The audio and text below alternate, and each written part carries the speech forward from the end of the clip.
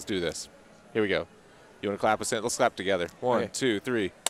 We're in. Hey, welcome to the Fireside Tattoo Podcast. Our final, I think this is probably our final show because they're probably going to kick us out after this at Evergreen Invitational here in Eugene, Oregon. This is Tyler Andrews. I'm Jake. Have you been here before? Is this your first one? Oh, yeah. Second time. Second. Okay. Was here last year. Okay. So, and you tattooed pretty much all weekend, huh? Yeah, all weekend. Full days all weekend. Did you last year too? Yeah. I try to book out each show because I don't like coming unprepared kind of a thing. Yeah. Where are you out of? Where do you live? Boise, Idaho. Okay, so you're not super. That's not super far away. No, it was about like a 9-hour drive. I always forget how big these states are. It is kind of far away. Yeah, it was kind of far. Yeah. I always think you're kind of we're from Tennessee, and so literally we're in Memphis, Tennessee. So I can be in Arkansas in about 20 minutes or Mississippi in about 20 minutes, and so everything's kind of closer together. But you forget you get out here and all the states get giant. Yeah. Tennessee's beautiful, actually. Have you been out there some? No, I look at a lot of houses out there. I love Tennessee. Oh, really?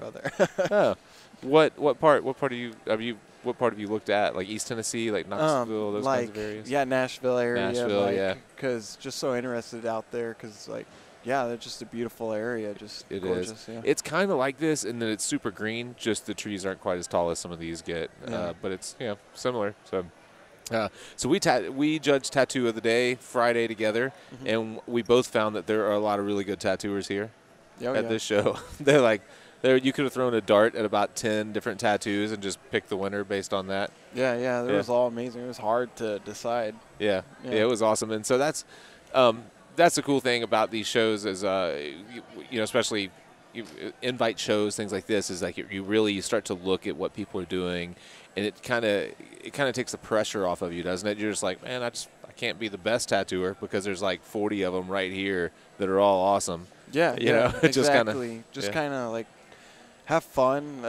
I always try to have fun, try to not pressure myself to try to be the best out of everybody because everybody's amazing at what they do. So it's as me and you found out, it's personal preference on judge-wise. Right. So you got to win those 3 people over, not, Yeah. But not everybody. So how do you, at a show like this, how do you go about trying to book yourself? We get that kind of question constantly.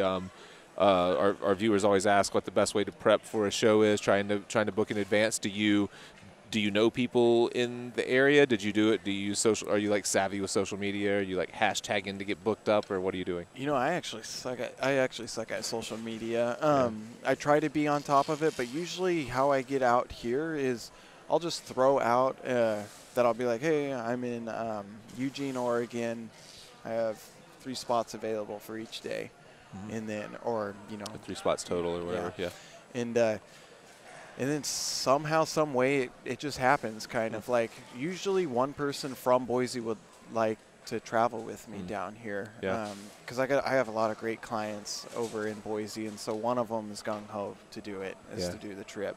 And I did. I had one guy, Jason. He came out here, and we entered a couple competitions. We did a tattoo on him yesterday. Which piece was that? It was the TIE Fighter helmet. I saw it on his calf. Yeah. It looked really nice. I saw it when he came by. Yeah. Yeah, it was fun. It took 9 hours. He's a trooper. He can sit through anything. So I like to try to bring people that I know can sit very well. I don't want to bring somebody that's that it's unsure of. And then usually I always have somebody here. I'm starting to build up a clientele here. So when I throw it out there, people would be like, hey, I want to get work done there. Yeah. Yeah. Well, flipping through your portfolio, you're not really dialing into one specific thing. You're doing some kind of illustrative realisms. Or you're doing some color, some black and gray, some or do you find that whenever you when you come someplace like this, do you find that helps you to be versatile, or do you think that sometimes when people are walking through and they're looking at portfolios, they want to know exactly what you do and exactly what you can do for them? Yeah. For the most part, I would say the only reason why I like being versatile is because I would get kind of bored after a while. Yeah. I do realism because I love it, but I like doing more illustrated stuff every now and again just to kind of change it up and change my mental. But yeah, it is good it's good in a way for people that are wanting to get work done by me, because then they could see that if I'm good at illustrated stuff, they can get work done by me that's illustrated. but it's also bad too because a lot of the time I'll get like people that are wanting traditional from me, and it's like I would rather not, you know, kind of in a way. Yeah. But I honestly, I think it's good to be a well-rounded artist in general, just to change up for your own mental sake, honestly, not be like just redundant and doing the same thing over and over. Yeah, you know? yeah, absolutely. What's the tattoo culture like in Boise? What size town is Boise? I don't really know. Size town, well. Is it big? Like, is it like hundreds of thousands of people, or? It's not too big. Okay. You know, it seems big at first when you get there. You kind of get lost. There's some one-ways there that get you lost, but for the most part, it's actually really small. When you get into the heart of Boise, you're like looking at it. There's like 2 skyscrapers, and you're like, not even really skyscrapers. But, what about the tattoo culture? Are there a lot of shops? A lot of, you know? Yeah, the tattoo culture is big. One thing, I don't know if you want to talk about this, but one thing that Boise doesn't have is tattoo regulations. Okay. So you get a lot of shops randomly popping up. Yeah. You get a lot of scratchers, or I don't know, whatever term you want to use. Sure. But and then so it's heavy in that area. But as far as like a handful of good shops, there's only a couple of them. Yeah. And as far as like the culture there's like more demand than there is supply as far as good tattoo artists there. Yeah. So I you kind feel of like wish there was more artists there that were good. That were so good. it's like, yeah, because it's hard because a lot of the time we'll get people in our shop that are like set on us, but we're so booked out and our books are closed that we look kind of like dicks turning them away in a way. Right. Sorry, Yeah. I mean. Yeah, no, that's that. I understand. Memphis is a similar town. It's a pretty big city, you know, but there are 6, 8, maybe 10 pretty solid shops, and I think most of the tattooers at those shops know of each other. Some of them kind of bounce from shop to shop, and you have all these places that kind of pop up all over, and then they're there, and then they're not, and then they're in this little strip shop, and then they're not, and you wonder, I'm like, where do the tattooers come from? Like, I feel like I know every legitimate tattooer in Memphis. Like, where are all these people in these shops coming from, and where are they going when the shops close down? You know, it just the like ones that spontaneously they just like pop up and go away, and pop up and go away. I have no idea. Like, are these people coming out of the woodwork? Were they watch a YouTube video and order a $12 machine offline and right. go for it, I guess. Go for it, yeah. What was your drawing background before tattooing? I mean, obviously well, I'll stop at that. What was your drawing background before? It was very heavy. Always throughout my schooling, just took art classes, you know, like the required art classes. Always found it fun. Always constantly doing that. Just drawing all the time, anytime I could. I grew up out in the middle of the woods, so it was either playing with sticks or pencils, and I chose pencils. Yeah. Did you go to art college, or was it mostly just high school education? Yeah, mostly high school education. Yeah, I never went to college. So in Boise, there's no regulation. Were you lucky enough to find a traditional apprenticeship, or are you self-taught, or how? I actually learned in Pocatello, Idaho, out of all things. But yeah, I got a traditional apprenticeship as soon as I turned 18. I found a guy named Darren Ricks in Pocatello, and he taught me for a year and a half, and then I moved to Boise, and then took it from there. Okay. So in a state that has no regulation, do you find that the artists help to regulate? I mean, do the better shops try to help to regulate? Or, I mean, apprenticeships, I guess, are still available even though they're not required, right? Yeah. So does self-regulation work pretty well, or would it be better if the state reinforced it? You know, self-regulation has been working because there's been people that the people that are very serious about the artwork they get on them, they know good shops, and like if they're clean, bloodborne pathogen certified or CPR certified, you know, going those whole 9 yards. They know where to look, but a lot of the time people that don't know where to look. So yeah. That seems to be, you know, when you look at all this stuff when we're talking about whether here in Oregon with tattoo schools, maybe in Idaho with no regulation, or in some states where, like in Tennessee, there's a 1-year apprenticeship required, everything in between. It really, what it comes down to, the best solution is probably educating the clientele as best as we can. Yeah, exactly. And then the biggest problems kind of weed themselves out at that point. Yeah. That's exactly what we do. It's like, let the clients know what's good, and then they won't go anywhere else. Yeah. Well, so what's your opinion on the clientele in Idaho specifically? Are they pretty educated as a whole, or? Yeah, they're educated as far as they know what they like, and then it's pretty new. Boise is like Boise's new, man, like at anything, especially tattooing. You get a lot of people that are very desired, want really good work. And then, you know, so they just educate. You got to educate them. So stylistically they know, and then it's kind of your job to help them understand what a quality tattoo look like from a technical standpoint. What is that what you're saying? Like they recognize like, oh, I like stylistically I like this, but they struggle to recognize the technical ability of one artist versus another. Like if they go like they want realism from somebody, they can't get it from a traditional guy, and they'll be like, well, you can't do that, and they'll be like, well, this guy's a traditional guy, you got to go to a realism artist, or vice versa, kind of a thing. You know, I find that a lot, and I don't know that I find myself frustrated with clients a lot whenever, say it's someone that I've tattooed for some time or someone that follows our show, and we bring on a lot of real solid artists, and then they'll show me a tattoo like, hey, check this out, that's so like, isn't this piece cool? And it's either a completely photoshopped piece that's fake, or it's technically it's some like trick. You know, it's like someone that's robbed 2 or 3 styles and executed it really poorly. And it's like, how do you not recognize that that's a terrible tattoo? All the education that we've given you, and you didn't recognize that you know the lines aren't even in there, or that the thing is completely photoshopped or whatever. It gets frustrating trying to educate non-tattooers, I think, sometimes. Oh, and Pinterest is a son of a gun, because like you get people that'll look at things that have been around forever and that's been circling the internet and be like, I want this, and it's like, well, dude, you realize that's on somebody, like, right. You know, but I want it exactly like this, and it's like, well, I'm not going to do it that way, because I'm not. we were talking to this guy Corey yesterday. There's a couple of aisles over, and he was talking about how like people they're anti-flash these days. So like, I didn't want to just pick something off of a wall, but then they bring you the first thing on the Google image search or the first thing on the Pinterest page. It's like, you kind of just brought me flash. But you know, that's what we live with. So tattooing at shows like this, and today you worked on the side of a neck for however many hours, which is an intense kind of project that really takes a lot of focus. You're on kind of an end cap where people can easily like peek over and watch whatever you're doing. You have any tricks or tips for staying focused? Are you are you able to like stop and address people and say hi and then dive back into it pretty easily?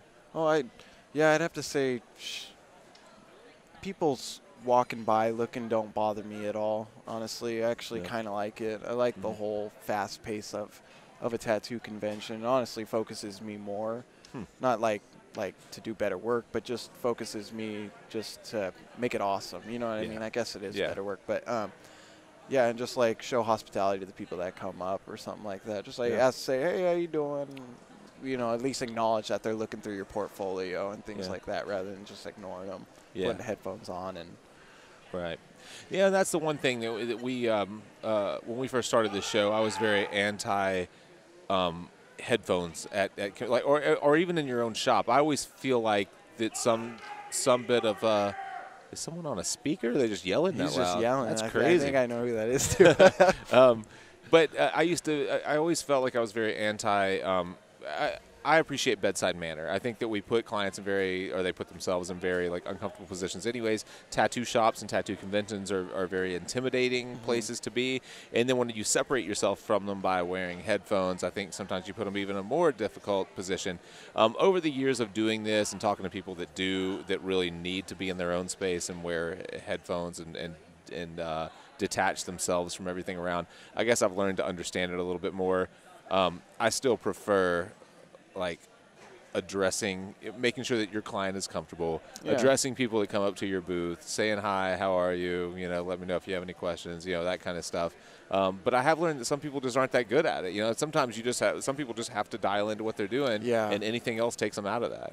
Yeah, that's true, because, I mean, yesterday I had to do it because I was doing that TIE Fighter piece. I even told my client, I was like, sorry, man, I know we usually, like, you know, shoot the shit, but I'm going to just focus because we got to get this done. And so the whole time I didn't really say a whole lot. So a lot of the time, if I'm on a time limit, like at a show or something, I'll usually buckle down and just work. But if I'm at my own space, I like to crack jokes, play music that they want to play. Even if I can connect my, like, speaker to their phone and they can, like, choose the music sometimes, because I'm always down to listen to some new stuff too anyways. Yeah, yeah. Just try to make them comfortable as I can. Yeah, I love that. I've been trying to make my space more like client friendly as far as like trying to put a TV up that they can like shoot, like watch their own shows, or listen to their music, take breaks. I recently did a guest spot at Off the Map in East Hampton, Massachusetts, and they walk around with like a basket of waters and candies and granola bars or whatever, and I'm like, wow, you guys really stepped up the game here, huh? You have like a server walking around like handing out treats and stuff. That's pretty cool. That's really nice. Yeah, so and it's funny that's I started tattooing in 1996. So I'm 22 years in, and that was not like that. You would have been laughed out of a building trying to like carry treats around to clients. First off, we didn't allow any food in the place. It was like no food, no drink, no kids, no talking. No bullshit. It's like a very like biker mentality. Yeah. It's just funny to see how far that's come. So as far as your realism and stuff goes, do you prefer black and gray over color? Or do you have any preference as long as it's an illustrative realism kind of style? Or I don't really have preference. I really do like color a lot, but I also love black and gray, and I like switching it up. Yeah. If I could do them, I honestly would like to just keep doing them both. If I had to if I had to just stick to just one, I'd probably go crazy. Yeah. Do you have a pretty easy time? With realism, there's a lot of tricks involved. You have to deal with like hard and soft edges so that you can like create focal points and then let other stuff fall in the distance. And you need to, and all of your colors can't be super high key. You have to make sure that you're staying, that you're keeping your values straight. Do you struggle with any of that kind of stuff, or do you find that it's all pretty intuitive to you? Or? It's pretty intuitive, especially because, at first, of course, it was hard to learn. But I've noticed, like, when I paint, I do a lot of oil painting as well. That has really helped out with realism color. Like, it's pretty much the same thing, except building layers. You know what I mean? But, yeah, I would have to say, like, it comes pretty intuitive. And, like, most color artists usually do paint too, a lot of them. But yeah, I would say it's pretty intuitive. Pretty intuitive to you. So you were painting before you were tattooing? Did you feel like you were a fairly accomplished painter before you started tattooing? I felt like I kind of, I guess you could say that, because I wasn't good at tattooing at the time, so I was better at painting than I was at tattooing. But I'd say they both helped me out in both. Like, so tattooing helped me out in painting, and painting helped me out in tattooing. Yeah. You find that's becoming more and more common. And one thing I was just talking about with Eddie, I'm drawing a blank on his last name. What's his last name? Marquez. Yeah. His painting, drawing, and tattooing all really kind of meld together. They all kind of look the same. We find a lot of people who have who try to drive a wedge in between what they do as a tattooer and what they do as a painter, because they don't want their they want painting to be an escape from their day-to-day job. Yeah. You know what I mean? Do you find that that the two work together for you? Do you pull from one to another? Or? Sort of, but no, I'd say my paintings are way more loose, not as tight and strict, I'd have to say. Like, my tattoos are really, like, very detailed in certain areas, and if I can try to, like, blur out things and make it a little bit more playful around edges or something like that, I will try. But I'd have to say my paintings, I really like to try to keep it loose, free, to where it looks like a painting and not like a photo, or a photo of a rose, which people, like, when people get tattooed of a rose, they usually want it to be this absolute perfect thing. In painting, I feel like a perfect painting of a rose is something that's a little sketchy on the outside, and then rendered beautifully as it gets to the center or something like that. Do you ever try to put, like, your rose today was very nicely done, but it didn't get too sketchy or painterly at the edge. It was pretty rendered as a whole. Do you ever experiment with, like, trying to play with letting those edges go, or build up textures or anything like that? And see, if the clients tell me that, like, usually I did a rose like about 2 weeks ago or 3 weeks ago, and it was a big old rose on a girl's arm, and towards the end it was like very watery, like almost watercolor-ish. Like, it just kind of blurs out. Each petal starts to kind of blow out, and and then towards the center of the rose was more like, you know, pristine and rendered. But yeah, I try to do that if the person wants me to. But a lot of the time, people want a perfect thing like on them. Yeah, yeah. In that style, I mean, obviously here you have one shot and you're kind of done. You may not see these people again. Do you work in multiple sittings on this stuff at home? Do you like to layer, or do you like to try to finish an area as you go? I like to layer, honestly. It like, especially because a lot of the tattoos I've been doing lately have been bigger and more extravagant, to where I have to cover a larger amount of area in time. So I like to like layer, do all the darks, somewhat mid-tones, and then have them heal. And they heal so much better too, because then when they come back, then I can have fun and then kind of layer, kind of like a painting too as well. Yeah, yeah.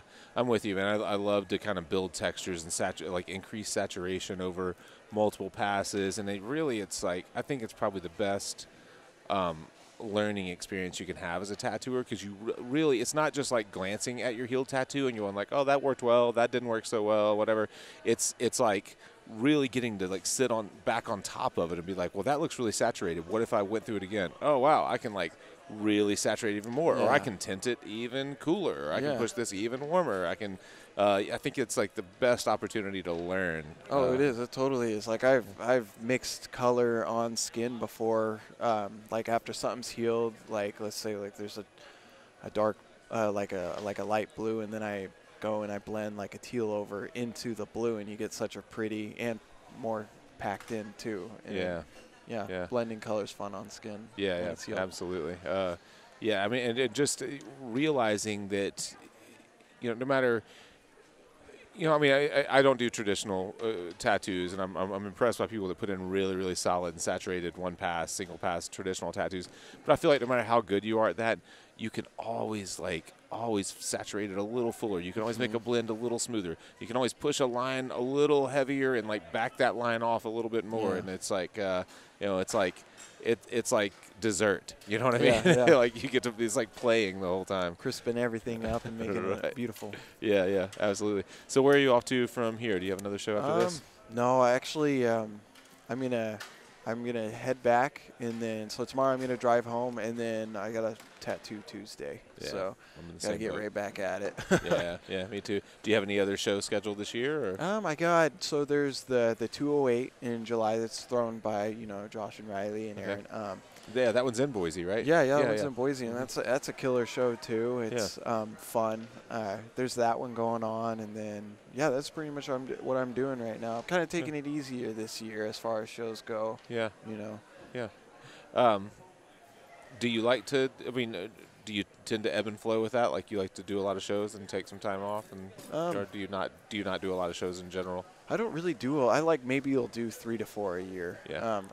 Like to me that's a lot, but a lot of these guys around here are like 18 a year, and it's they're like, going from here to another one. Yeah, it's crazy. I like my own bed every now and again, and having my stuff set up and being able to be in my own home.